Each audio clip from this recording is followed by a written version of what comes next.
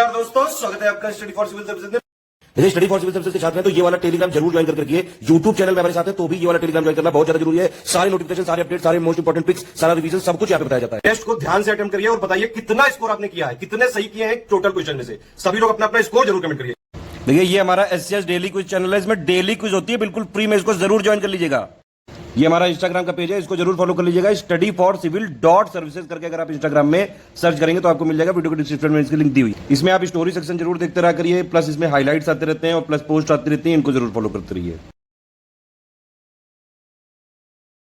नमस्कार दोस्तों, एक बार फिर से आपका बहुत बहुत स्वागत है स्टडी फॉर सिविल सर्विसेज में। और मैं एसके त्रिपाठी आज आप सभी के साथ जो हमारी टेस्ट सीरीज चल रही है एएचसी, आरओ और एआरओ के लिए, उसमें से जो सेक्शनल टेस्ट है आपका इंडियन पॉलिटी, इकोनॉमी और कल्चर से रिलेटेड, उसको यहां पर डिस्कस करेंगे बाइलिंगुअल मैनर में। पहला क्वेश्चन देखेंगे यहां पर। पहले क्वेश्चन में पूछा जा रहा है कि जो कैबिनेट मिशन आपका प्लान था उसके द्वारा जो सुझाव सुझाए गए थे, उन प्रस्तावों के तहत किस ईयर में संविधान का गठन हुआ। ठीक है ना, संविधान का गठन हुआ या संविधान सभा का गठन हुआ जो हमारा संविधान जो है निर्मित करेगी, तो वो आपका 1946 होगा, जो कि आपका सी में दिया गया है। ठीक है, 1934 में पहली बार एमएन रॉय ने भारत के संविधान सभा के गठन का विचार रखा था। और 1935 की बात करें तो कांग्रेस ने ऑफिशियली संविधान निर्माण के लिए संविधान सभा के गठन की मांग की थी। यहां पर भी आप संविधान सभा ही समझिएगा, ठीक है ना, कैबिनेट मिशन प्लान के तहत। इसके बाद 1942 की बात करें तो इस समय आपको पता है कि जो क्रिप्स मिशन का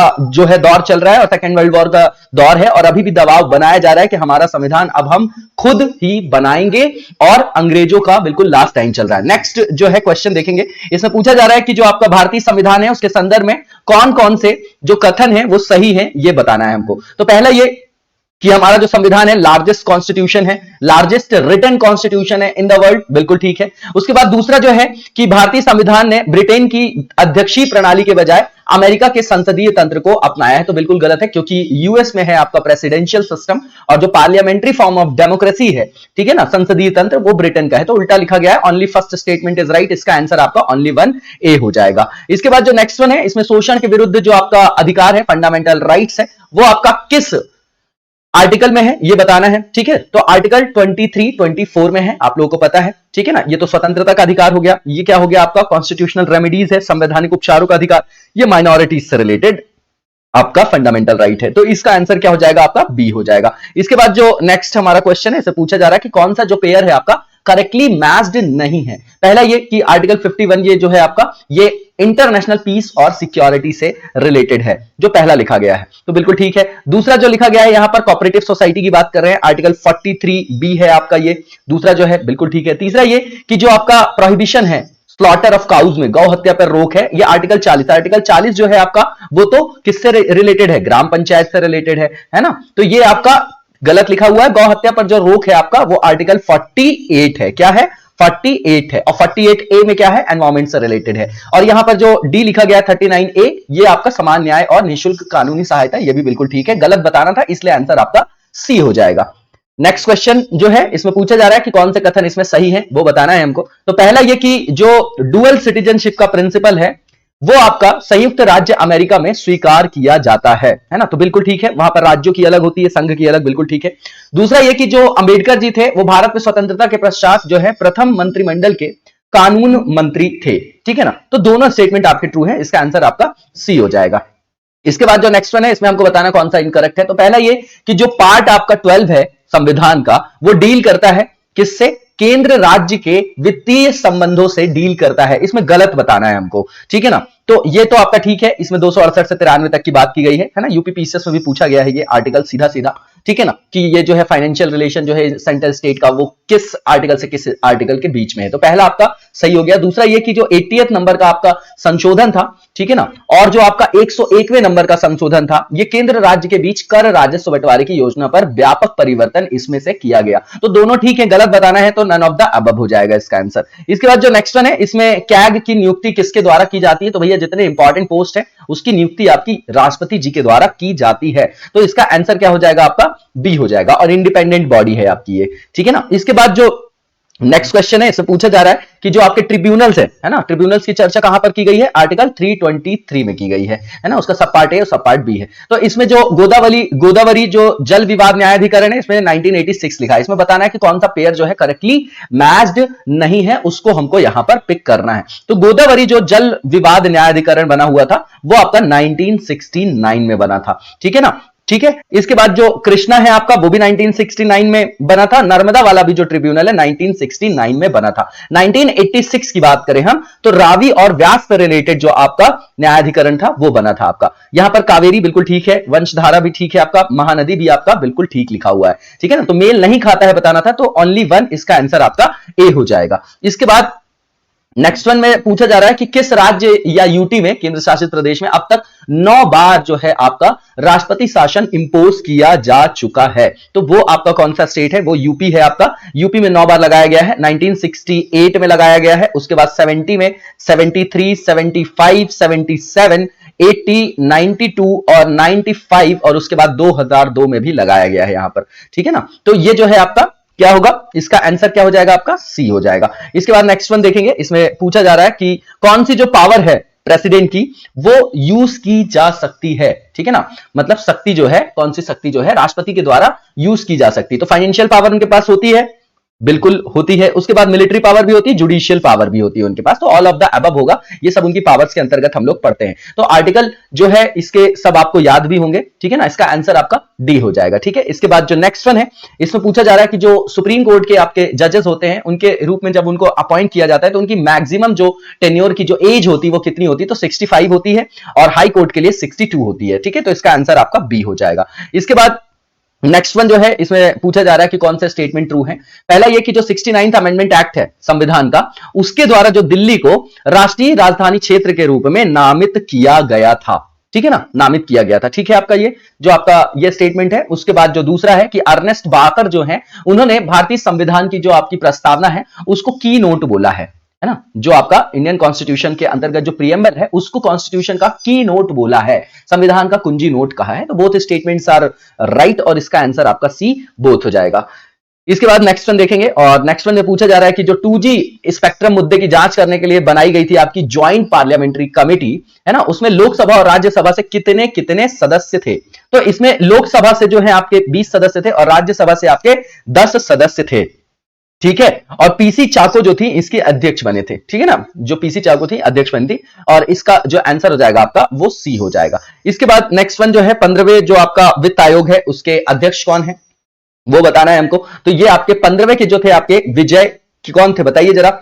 ये किसका पूछ रहे हैं? ये आपका 15th नंबर का जो है उसका पूछ रहे हैं। तो 15th नंबर के कौन हो गए आपके? एनके सिंह।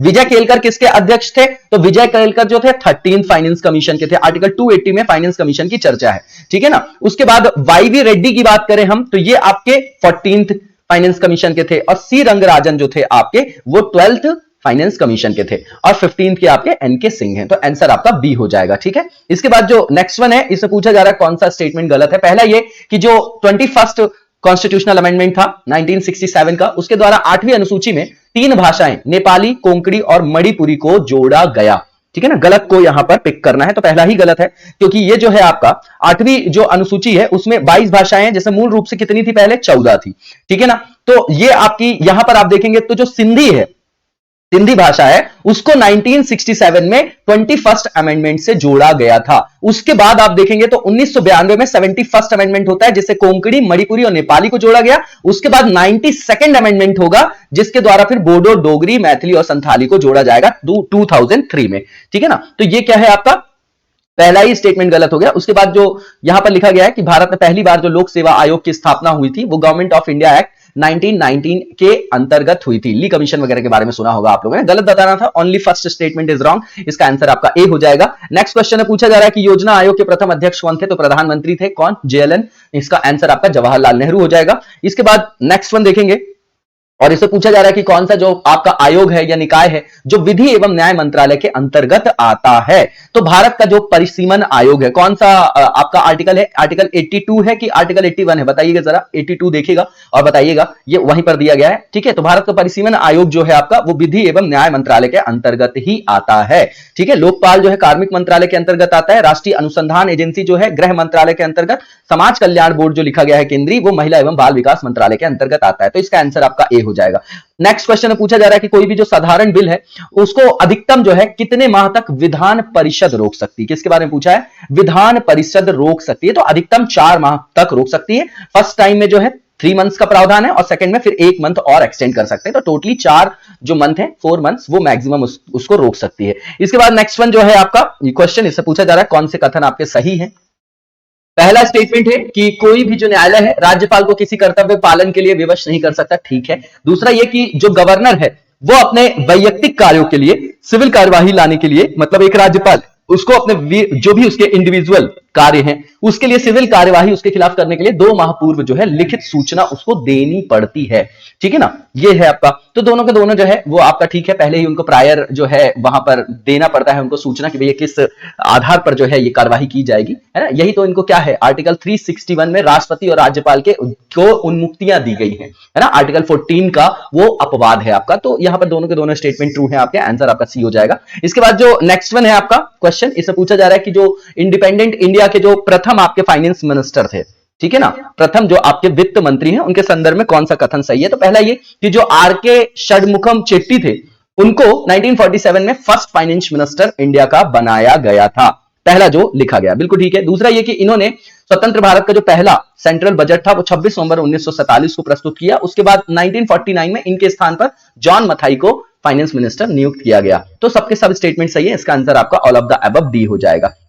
इसके बाद जो नेक्स्ट वन है, इसे पूछा जा रहा है कि सामान्यतः कौन से रंग का उपयोग जो है हड़प्पा के मिट्टी के बर्तनों पर हुआ था, है ना, हुआ करता था, मतलब रहता था, कौन सा कलर रहता था। तो ये बिल्कुल सिंपल है आपका। यहां पर जो आप देखेंगे तो यहां पर लाल रंग, है ना, लाल रंग का जो है उपयोग वहां पर होता था, है ना। ये जो है आपका, आप पूरा स्थल देखेंगे पाकिस्तान का साहिवाल वाला जो जिला है ना, वहां पर आपको दिखाई भी देगा, ठीक है ना। तो ये जो है रेड कलर होगा, इसका आंसर आपका क्या हो जाएगा, सी हो जाएगा। इसके बाद जो नेक्स्ट वन है, इसमें पूछा जा रहा है कि 1199 एडी में जो कुव्वतुल इस्लाम मस्जिद है उसके परिसर में कुतुब मीनार का निर्माण किसने करवाया था, ठीक है। तो नाम से ही समझ में आ रहा होगा आपको, कुतुबुद्दीन ऐबक, इसका आंसर आपका बी हो जाएगा। इसके बाद नेक्स्ट वन जो क्वेश्चन है, इससे पूछा जा रहा है कि खजुराहो के मंदिर जो है किस धर्म से रिलेटेड है। तो भैया बौद्ध, जैन और हिंदुज्म, ठीक है ना, 3 अलग अलग दिए और हिंदू और जैन धर्म यहां पर दिया गया है। तो ये हिंदू और जैन धर्म के आपके जो है मंदिर दिखाई देते हैं वहां पर, ठीक है ना। पार्श्वनाथ वगैरह का भी मंदिर है वहां पर। तो इसका आंसर आपका क्या हो जाएगा, डी हो जाएगा, ठीक है ना। चंदेल वंश से रिलेटेड है आपका, है ना। उसके बाद जो नेक्स्ट वन है, यहां पर अमरावती जो आपका स्टाइल है उसका विकास भारत के दक्षिणी भाग में सातवाहना जो आपके शासक थे उनके संरक्षण में किस नदी के किनारे हुआ। तो अमरावती का आपको अंदाजा है तो वैसे भी लगा लेंगे आप, तो ये आपका कृष्णा रिवर है, ठीक है ना। आंसर आपका सी हो जाएगा। इसके बाद नेक्स्ट जो क्वेश्चन है, इसे पूछा जा रहा है कि कौन सा स्टेटमेंट आपका ट्रू है। तो पहला जो है कि द्रविड़ शैली के जो आपके टेंपल्स होते हैं उसमें जो गोपुरम होते हैं वो बहुत ऊंचे होते हैं और अलंकृत सिंह द्वार से संदर्भित होते हैं, है ना, सिंह द्वार से एसोसिएटेड होते हैं। पहला जो स्टेटमेंट है आपका बिल्कुल ठीक है। दूसरा ये कि जो मोती मस्जिद है जो दिल्ली में बिल्ड किया गया है वो किसके द्वारा, तो मुगल एम्परर औरंगजेब के द्वारा, ये भी ठीक है। उसके बाद जो आपको अपना निर्धारित कर्तव्य निभाने का अधिकार है लेकिन आप कर्म के फल के हकदार नहीं है, ये प्रसिद्ध वाक्य जो है श्रीमद् भागवत गीता का है। तो सारे के सारे स्टेटमेंट ट्रू है, इसका आंसर आपका all of the above D हो जाएगा। नेक्स्ट वन देखेंगे और जो नेक्स्ट वन है इसे पूछा जा रहा है कि कौन सा जो है करेक्टली मैच्ड नहीं, एक तरफ ऑब्जेक्ट है और एक तरफ आपके सिंबल दिए गए हैं। तो कलश के सामने क्षण भंगुरता लिखा गया है आपका, ठीक है ना। कलश जो आपका प्रतीक था वो किसका था, सत्य का प्रतीक था। तो पहला ही गलत है, यही आपका आंसर भी हो जाएगा इसका। उसके बाद चक्र जो है पाप मुक्ति और पुनर्जन्म का है, शंख जो है रूल्स और रिलीजन का, और पॉट जो है आपका मेडिसिन और आर्म्स का, मतलब भिक्षा से रिलेटेड था, ठीक है। तो ए आंसर हो जाएगा, करेक्टली मैच्ड नहीं है वो। उसके बाद जो नेक्स्ट वन है इसमें ये बताना है कि कौन सा जो एरिया या रीजन है आपका वो ट्रेडिशनल आर्ट से जो है सुमेलित नहीं है, उसको हमको पिक करना है। राजस्थान जो है मांडना जो लिखा है आपका, पहला जो लिखा है बिल्कुल ठीक है आपका। दूसरा देखिए यहां पर बिल्कुल ठीक लिखा गया है ना, नॉट जो आपका करेक्टली मैच्ड नहीं है उसको हमको क्या करना है, पिक करना है, ठीक है। उसके बाद जो कर्नाटक में एपड़ लिखा गया है ये आपका उत्तराखंड से रिलेटेड है एपड़। केरल में जो आपका कोल्लम लिखा गया है, ठीक है ना, ये आपका क्या है, देखिए कोल्लम लिखा गया है ना, ये आपका किससे रिलेटेड है, देखिए कोल्लम जो है कोल्लम तमिलनाडु से रिलेटेड है, किससे,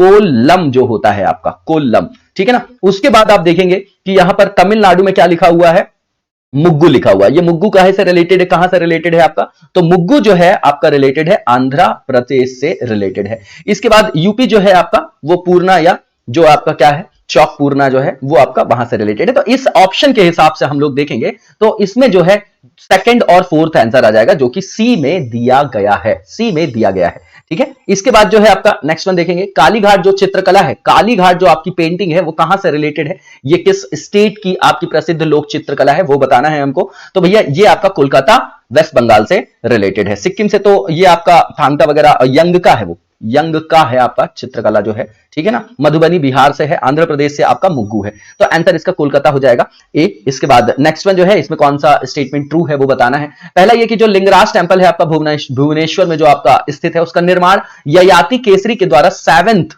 सेंचुरी में कराया गया था, ठीक है, ठीक है आपका। दूसरा जो शिवनंदन नौटियाल है, उन्होंने कंपोज किया फेमस पेंटिंग जो है सत्यम शिवम सुंदरम, ये भी ठीक है। दादा साहब फाल्के ने वर्ष 1913 में पहली स्वदेशी मूक फिल्म राजा हरिश्चंद्र का निर्माण किया था, सभी सही है आपका। आंसर आपका D all of the above हो जाएगा। इसके बाद नेक्स्ट वन जो है इसमें बताना है कि किस भाषा को शास्त्रीय भाषा का दर्जा जो है वो प्राप्त है, ठीक है ना। तो इसमें तेलुगु है आपका, इसको 2008 में यह दर्जा मिला। संस्कृत है आपका 2005 में मिला इसको ये दर्जा। मलयालम की बात करें तो मलयालम को 2013 में मिला। तो तीनों के तीनों है ऑल ऑफ द अबव, इसका आंसर आपका डी हो जाएगा। टोटल 6 भाषाओं को अभी तक क्लासिकल लैंग्वेज का दर्जा मिला है। उड़िया को भी मिल चुका है, कन्नड़ को भी मिल चुका है, तमिल, संस्कृत, तेलुगु, मलयालम, कन्नड़ और उड़िया। उड़िया को 2014 में मिला है सबसे लेटेस्ट। उसके बाद जो नेक्स्ट वन है इसमें हमको बताना है कि कौन सा जो है करेक्टली मैच्ड नहीं है। एक तरफ संगीत का नाम है, एक तरफ उसका ओरिजिन स्टेट दिया गया है। तो जिकिर के सामने क्या लिखा गया है आपका, जिकिर जो है आपका यहां पर मेल नहीं खाते हैं पूछा गया है, ध्यान दीजिएगा। तो यहां पर जो आपका जिकिर लिखा गया है वो असम है आपका, ठीक है। उसके बाद हिलिय मल्लू जो लिखा गया है उसके सामने हिमाचल प्रदेश है, जबकि ये आपका नागालैंड है, ठीक है ना, नागालैंड है ये आपका। सोहर जो है वो पंजाब लिखा गया है, जबकि ये बिहार से रिलेटेड है। बसंत गीत की बात करें ये ठीक है आपका उत्तराखंड। और वीरा से जो है वो क्या लिखा गया है आपका, वीरा से जो लिखा गया है वो आपका बिहार लिखा गया है, जबकि ये आपका कर्नाटक से रिलेटेड है, ठीक है ना। किससे रिलेटेड है, कर्नाटक से। तो करेक्टली मैच्ड नहीं है आपका बताना था। तो 2, 3 और आपका 5, इस हिसाब से इसका आंसर जो है वो आपका सी हो जाएगा, है ना। बाकी सब ठीक है यहां पर। उसके बाद जो नेक्स्ट क्वेश्चन है इसमें जो आपके फोक जो आपके डांस होते हैं, लोक नृत्य है ना, वो किस लोक नृत्य से कौन सा जो राज्य है वो संबंधित नहीं है, करेक्टली मैच नहीं है, उस हिसाब से बताना है। फोक डांस एक तरफ स्टेट। गरबा है, गरबा के सामने आपका असम लिखा हुआ है ना, असम लिखा गया है, जबकि ये गुजरात एमपी वाले रीजन में आपको देखने को मिलेगा, है ना। गरबा गरबी भी एक नृत्य होता है। उसके बाद तरंग मेल जो है आपका, ठीक है ना, वो लिखा गया है क्या, जो आपका लिखा गया है ये गोवा लिखा गया है, ठीक है ना। उसके बाद जो है चारवा त्रिपुरा लिखा गया है, जबकि ये आपका हिमाचल प्रदेश से रिलेटेड है। दादरा जो नृत्य है वो यूपी से रिलेटेड है। बिरहा आप देखेंगे जो आपका वो ठीक है आपका बिहार भी लिखा गया है यहां पर, है ना। उसके बाद राउत नाच होता है वो आपका छत्तीसगढ़ से है। तो मेल नहीं खाते पूछा गया है, तो 1, 3 और 4 हो जाएगा। क्या हो जाएगा, 1, 3 और 4 हो जाएगा। इसका आंसर आपका बी हो जाएगा। इसके बाद जो नेक्स्ट वन है इसमें पूछा जा रहा है कि कौन सा जो शास्त्रीय नृत्य है वो आपके रिलेटेड स्टेट उसके सामने दिए गए हैं, किस राज्य से संदर्भित है, करेक्टली कौन सा मैच्ड है वो बताना है। भरतनाट्यम है, कथकली है, ठीक है ना, और आपका कथक है और कुचिपुड़ी। कथक यूपी बिल्कुल ठीक है, कुचिपुड़ी आंध्र प्रदेश, कथकली केरला और भरतनाट्यम तमिलनाडु। तो बिल्कुल सभी जो है बिल्कुल सही तरीके से करेक्टली मैच्ड है। तो इसका आंसर आपका डी 1, 2, 3, 4 ऑल हो जाएगा।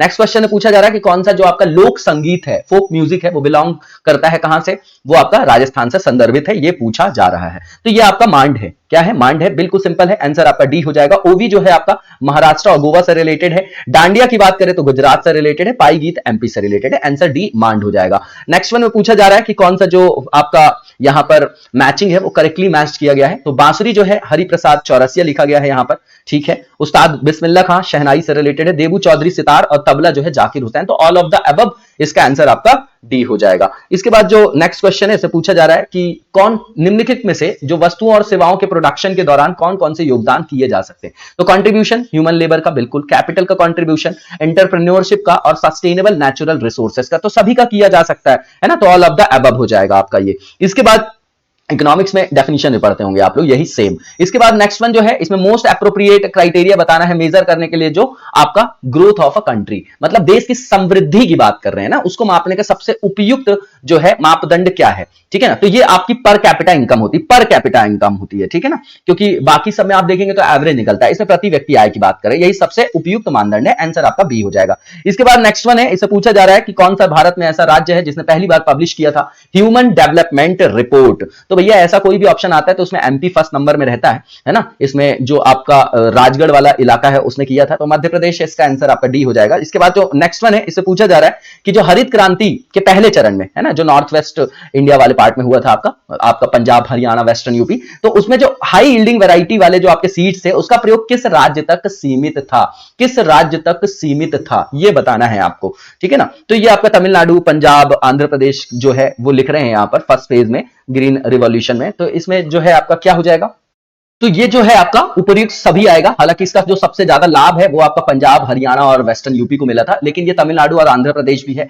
इसके अंतर्गत सम्मिलित है। ये एनसीईआरटी का फैक्ट है, ऑल ऑफ द अबव, इसका आंसर आपका डी हो जाएगा। इसके बाद जो नेक्स्ट वन है, इसे पूछा जा रहा है जो इकोनॉमिक सर्वे है 2020-21 का, उसका विषय निम्नलिखित में से किसको समर्पित है, मतलब किसको डेडिकेटेड है वो बताना है हमको यहां पर। तो ये आपका जो है यहां पर फार्मर्स लिखा है, डॉक्टर्स लिखा है, ऑनलाइन वर्कर्स लिखा है, लेकिन ये कोविड-19 के जो आपके वॉरियर्स थे, योद्धा थे जो आपके, उनको समर्पित किया गया है, जिन्होंने वास्तव में भारत में जो आपका ये संक्रमण फैल रहा था उसको फैलने से उन्होंने बचाया है, ठीक है ना। तो ये जो है आपका आंसर इसमें क्या हो जाएगा, none of the above, D हो जाएगा। इसके बाद जो नेक्स्ट वन है उसको देखेंगे क्वेश्चन को। इसमें पूछा जा रहा है कि जो स्वामित्व योजना है, जो स्वामित्व स्कीम है, उसकी इंप्लीमेंटिंग जो है एजेंसी कौन सी है। तो पंचायती राज मंत्रालय है इसमें, उसके बाद रेवेन्यू डिपार्टमेंट है स्टेट में, और उसके बाद जो है आपका यहां पर राज्यों में भूमि अभिलेख विभाग भी लिखा गया है। तो इसको स्टार्ट किया गया था, आप लोगों को पता है, 24 अप्रैल 2020 को। ग्रामीण क्षेत्रों में जो है आपका बेहतर टेक्नोलॉजी का उपयोग करके गांवों का जो है मैपिंग वगैरह करना, उससे जो है आपका सर्वे करना है। इसमें जो है संपत्ति सत्यापन समाधान प्रदान किया जाएगा, ठीक है ना। तो इसमें जो है सबके सब सम्मिलित हैं इसमें, ऑल ऑफ द अबव, इसका आंसर आपका डी हो जाएगा। इसके बाद नेक्स्ट वन जो है, इसमें 8वीं पंचवर्षीय योजना के दौरान किस वर्ष जो है मिड डे मील जो योजना की शुरुआत की गई थी, तो ये बहुत फेमस है, 1995 है आपका, ठीक है ना, 1995 है, ठीक। 1992 में ये आपकी 8वीं पंचवर्षीय योजना जो है वो स्टार्ट होगी, 1997 में 9th होगी आपकी, ठीक है। इसके बाद जो नेक्स्ट वन है आपका क्वेश्चन, इसमें पूछा जा रहा है कि जो गरीबी को मेजर किया जाता है भारत में, तो किस वर्ष, किस ईयर जो है योजना आयोग के द्वारा सुरेश तेंदुलकर की अध्यक्षता में एक स्पेसिफिक जो है कमेटी का सेटअप किया गया था, गठन किया गया था। तो ये आपका 2005 है, जो कि आपका डी में दिया गया है। इसके बाद जो नेक्स्ट क्वेश्चन है, इसमें पूछा जा रहा है कि कौन से कथन यहां पर सही है। पहला ये कि जो डेटा रिलेटेड होता है अनएम्प्लॉयमेंट का इंडिया में, वो रिलीज करता है आपका एनएसएसओ, ठीक है ना, बिल्कुल ठीक है आपका। दूसरा ये कि जो आपका राष्ट्रीय ग्रामीण रोजगार गारंटी कार्यक्रम है, उसकी जो शुरुआत हुई थी 2 फरवरी 2006 को आंध्र प्रदेश में की गई, जबकि जो राष्ट्रीय रोजगार गारंटी अधिनियम संसद के द्वारा सितंबर 2005 में ही पारित हो गया था, ये भी ठीक है आपका स्टेटमेंट। तीसरा ये है कि जो food safety and standards authority of India है ना, ये एक एक्ट के थ्रू लाया गया 2006 में, इसको फॉर्म किया गया 2006 में, to set standards for nutritious food for the people. तो मैगी के कारण ये न्यूज में भी था, आप लोगों को पता होगा। तो ऑल ऑफ द अबव, इसका आंसर आपका डी हो जाएगा। सभी के सभी जो है स्टेटमेंट बिल्कुल ठीक है। नेक्स्ट जो है, इसमें पूछा जा रहा है क्वेश्चन में कि मॉनेटरी पॉलिसी से रिलेटेड कौन सी कमेटी है, नीचे में से देख के बताना है ऑप्शंस में। तो ये आपकी उर्जित पटेल कमेटी है, ठीक है, जो आपका मॉनेटरी पॉलिसी से रिलेटेड है। नचिकेत मोर की बात करेंगे तो फाइनेंशियल इंक्लूजन से रिलेटेड है, और पीजे नायक कमेटी जो है आपका वो बैंकिंग से रिलेटेड है। तो ये उर्जित पटेल कमेटी है जो मॉनेटरी पॉलिसी से रिलेटेड है, आंसर बी हो जाएगा। नेक्स्ट वन देखेंगे, इसे पूछा जा रहा है कि जो आपका कर्मचारी राज्य बीमा अधिनियम है 1948 का, उसके अंतर्गत भारत में जो आपके काम करने वाले लोग हैं, कामगार हैं, उनको जो सोशल सिक्योरिटी मुहैया कराने का जो प्रावधान है, उसके कंप्लायंस में 24 Feb 1952 को तत्कालीन प्रधानमंत्री द्वारा जो कर्मचारी राज्य बीमा योजना का उद्घाटन किया गया था,